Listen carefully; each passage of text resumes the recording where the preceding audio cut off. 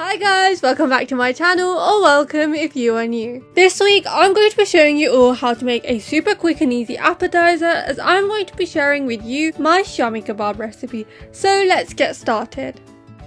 If you do not follow my Instagram, please do check it out for more of my content.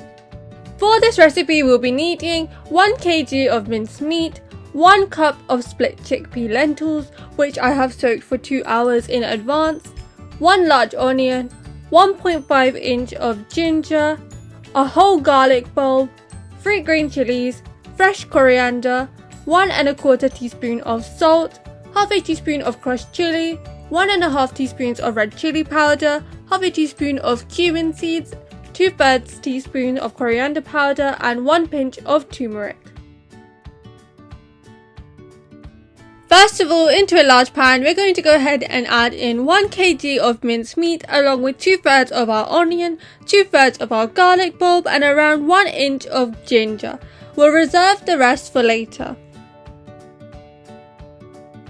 Out of our 3 green chilies at this moment, we're going to be adding in 2. Before you add them in, do slice them.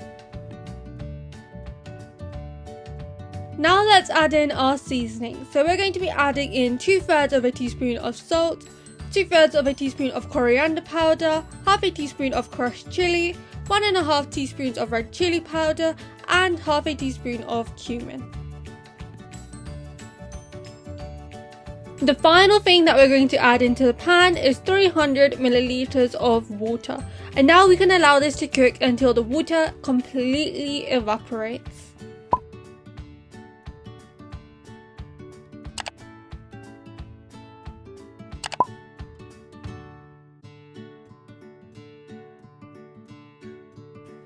Into another pan, we're going to add in around 1 cup of lentils which I've already soaked for 2 hours, as well as half a teaspoon of salt, a pinch of turmeric, and 400 milliliters of water.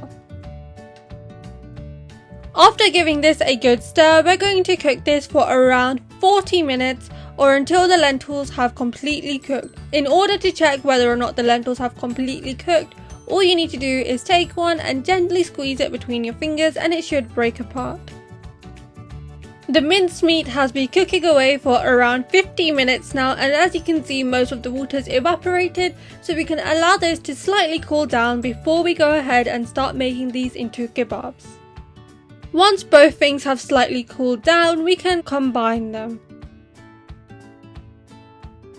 Now let's put this mixture into a chopper and let's chop it until it is almost completely smooth, or until the lentils are smooth.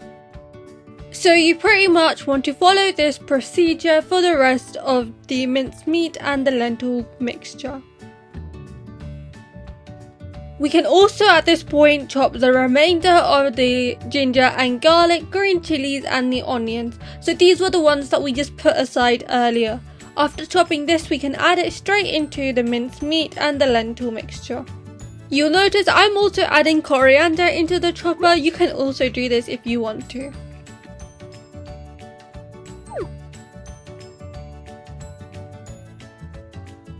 I've also sprinkled on some roughly chopped coriander as well as putting it into the chopper. This is completely optional, you definitely do not have to do this.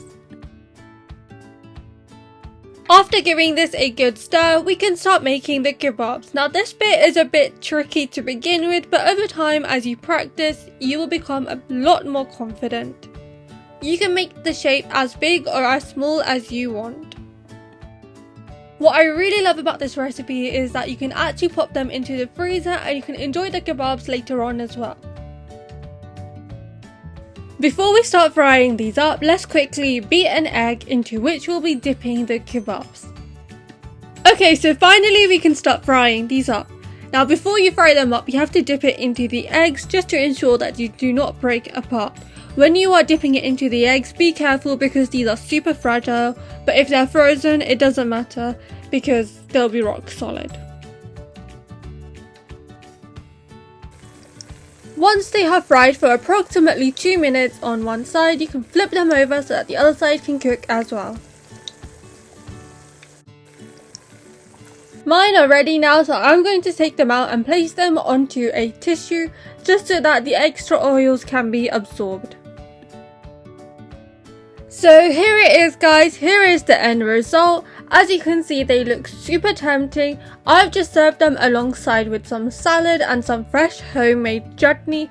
If you guys want my chutney recipe, please do let me know because I'll be very happy to share it with you. If you guys have enjoyed this video, please don't forget to hit the thumbs up, and if you haven't already, please do subscribe to my channel. I look forward to seeing you all next time. Bye!